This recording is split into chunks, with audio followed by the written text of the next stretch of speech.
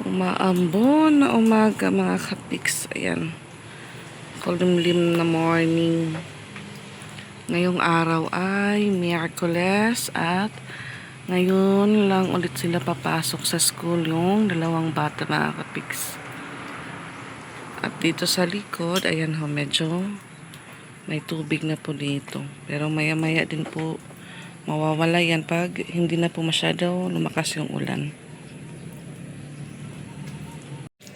Tapos ko lang po magluto ng ulam ng mga bata. Pero may natira po kaming adobo na karne. Kagabi ulam po namin mga kapiks. So ngayon naman po luto lang po ako ng scramble egg.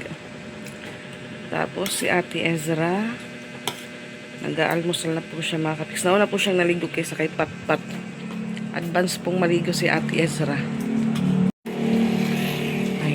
Tahimik pa po ng ating kapaligiran dahil tulog pa po yung ating ibang neighbor. Ayan si Patpat nag-igib ng ililigo niyang tubig mga kapiks. Ano pa lang po yung oras? Alas 6:20 na. Ayan. Breakfast na din si Patpat. Karni Pat. Sabaw. Mapasot ka nun ate. Hindi na mapasok. Lagyan ko ang kumato na rice cooker. Binuksan ko na din po yung ating maliit na tindahan mga kapiks. So, 2 araw po suspended yung pasok ng mga bata. Simula nung Monday, tapos kahapon po Tuesday. Ngayon naman po, Miyerkules, Wednesday. So, pasok naman po sila.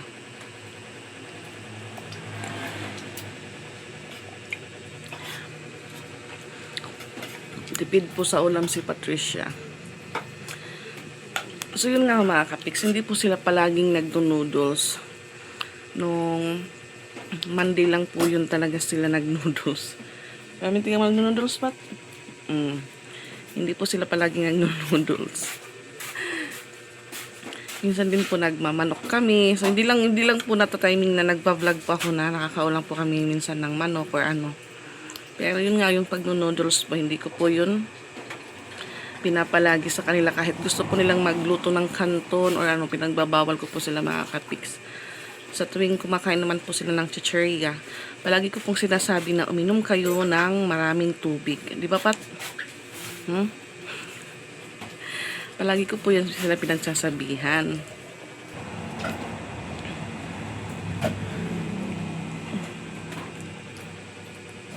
Umaga mga kapiks, pinagpapawisan na po ako.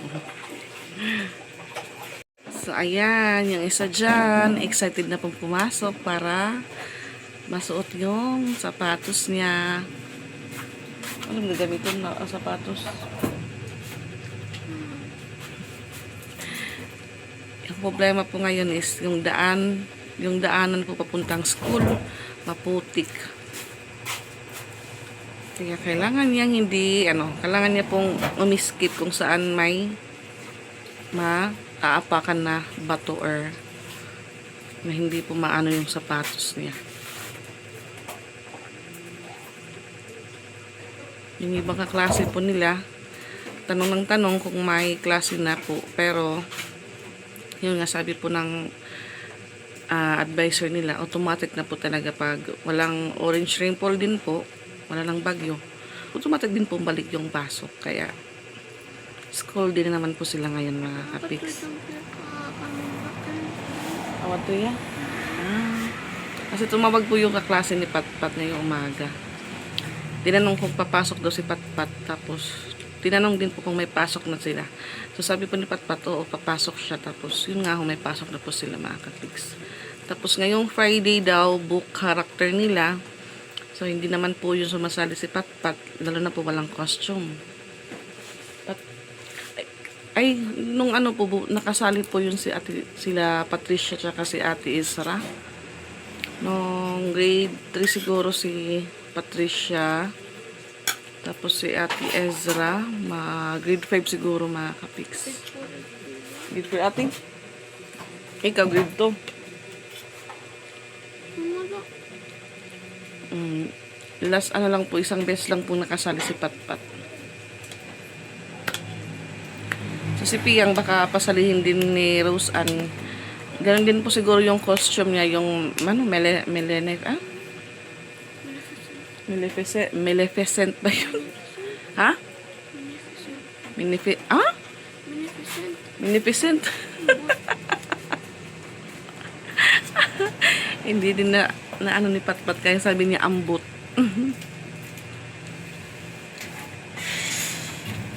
So tapos siya rin pong kumain, hindi ko naman po siya makaka-fix. So ayan guys, ang tahimik pa po ng kalsada. Okay. Ihatid ko po muna si Ate Ezra sa school.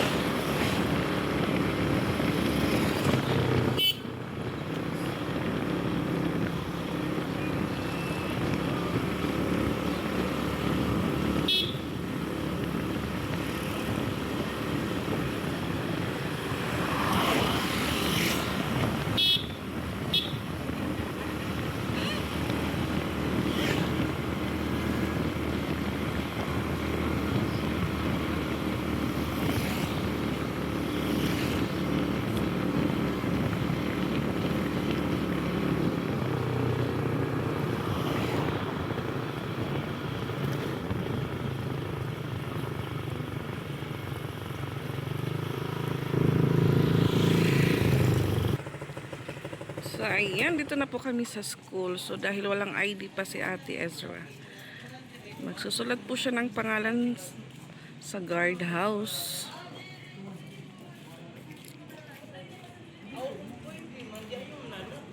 Samit mo nga rin isurat.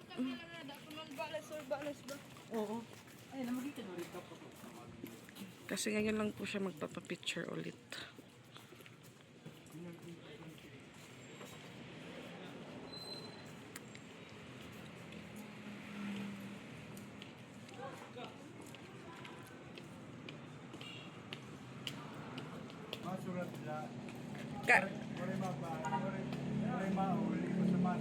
Kada aga ya. Ano? Oo. Kaya mapapicture. Sami, saan nakapipicturean? Oo.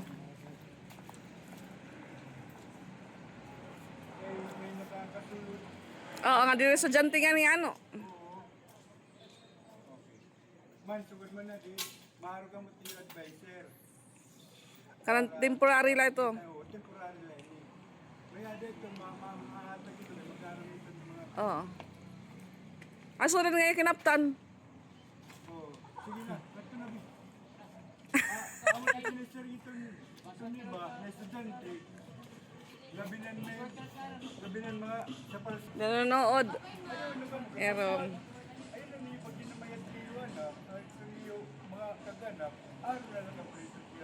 advisor, oo. Amo to na akong ganan ko, ganan Friday, magipapirman niya akong kay wala pa yung ID. Oo. Oo. Mapakanhi, oo, pagreklamo. Oo. Kalugaringon.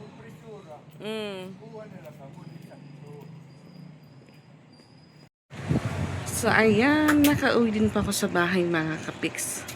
So, yung sunod ko naman pong ihahatid sa school si Patricia. Pero dumaan pa ako sa school nila.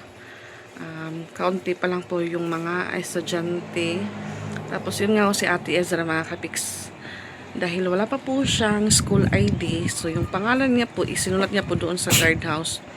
Nag-logbook po siya dahil may ibang estudyante po na mayroon na po silang mga ID Yung problema po kay Ate Ezra is nag-expire daw. So, kailangan niya pong magpa-picture ulit para gawan po siya ng school ID. Tapos, yun nga, may bayad din po yung pagpagawa ng school ID, 130. So, ngayon ko lang din po siya binigyan ng pangbayad dahil ngayon lang din po siya humingi para daw magawan agad. Sabi ko sa kanya, bakit before sinabihan kita, tanong ng tanong ako sa'yo kung ano na ba yung school ID mo. Sabi mo sa akin, magbabayad na pag nandyan na. Sabi ko, siguro ate, magbabayad muna bago ka gawan ng school ID. Sabi niya, hindi ma. Yung pagbigay daw nila ng school ID, yun naman daw yung pagbayad. Kaya ayun, ngayong umaga siguro siya, picturean po ulit para gawan ng ID. So yung isa po dito, nagsasapatos pa lang. Gusto niya pong sumabay kina Piyang. Sabi ko, mamaya pa po yun, alas 8 dahil si Piyang sabay na po yung pagpasok ng trabaho ng papa niya. So, dalawa po silang sakay ng motor. So yung motor, hindi ko po muna pinasok doon kina Mama Dax. Hindi ko po malagay dito sa likod dahil sobrang lalim na po ng putik doon sa dinadaanan po ng motor. Doon po sa likod ng bahay namin. Kaya, doon ko po pinapark kina Mama Dax. Medyo mahirap din po yung pag-u-turn. Dahil ano po yung space sa loob. Lalo na po may mga upuan nakalagay, may aso. Nakakatakot din po yung aso kasi baka mangagat. Ano? So, yung isa po dito nagsasapatos na mga kapiks. Ayan. Ready na po siyang pumasok. Excited ka na, Pat? Dere ka, ano? Sabi ko sa kanya, mag-blouse ka, mag-uniform. Sabi niya, wag daw dahil mainit daw sa loob ng classroom nila.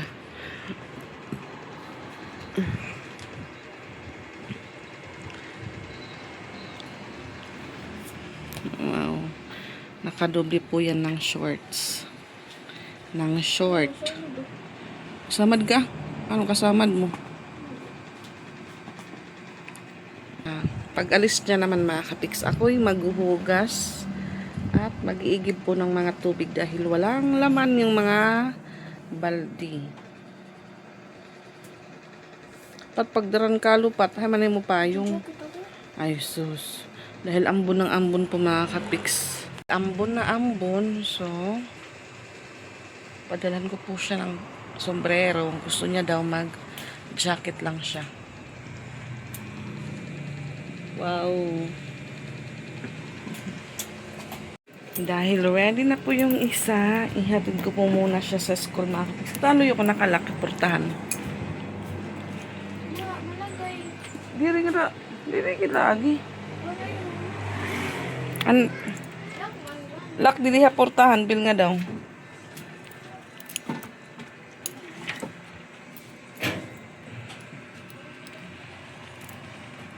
Parang nga talag-tag pa nga daw ha.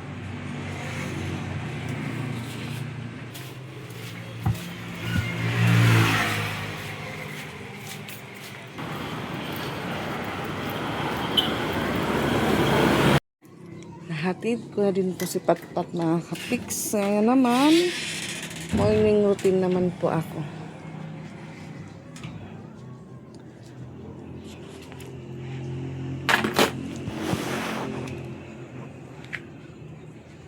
Hindi po na iakyat yung tuwalya sa taas. So, yung last po na gumamit nito si Patpat.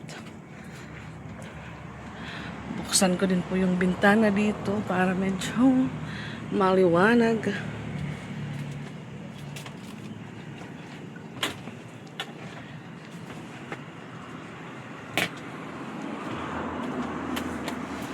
So, yung kuya ko po, di na po dito natutulog mga kapiks.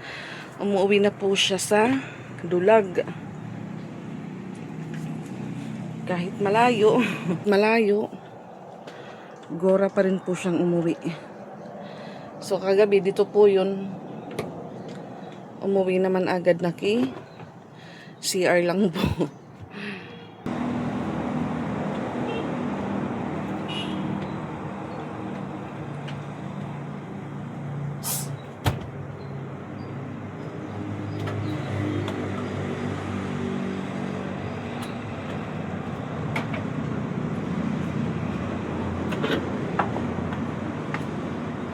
na!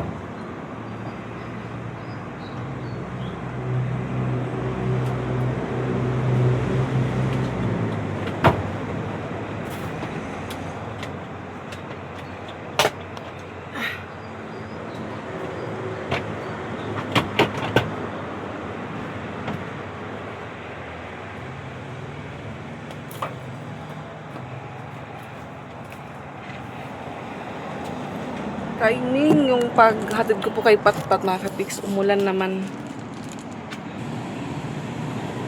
Umulan naman po. Ayan, may pusa dito.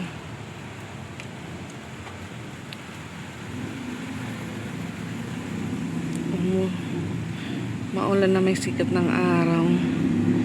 At yung sapatos ni Ate Ezra tuyo na po. Hindi nakuha.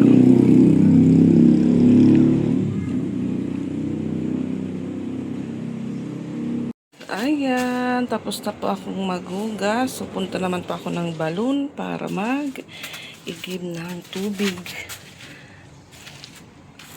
Ayan, dalawang balde yung lalagyan ko. Ayaw ka mo na kayo, may nangangaturog pa sa akin. Anong ginihiniling nga da.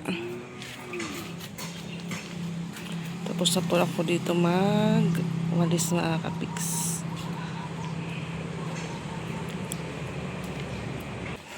Kadto na, panguli na ka mo. Nangaturog pa tao din, nangaturog. Diri, nakaturog pa hira. Ayaw ka mo paghihiniling at may nangangaturog. May music mga kapiks.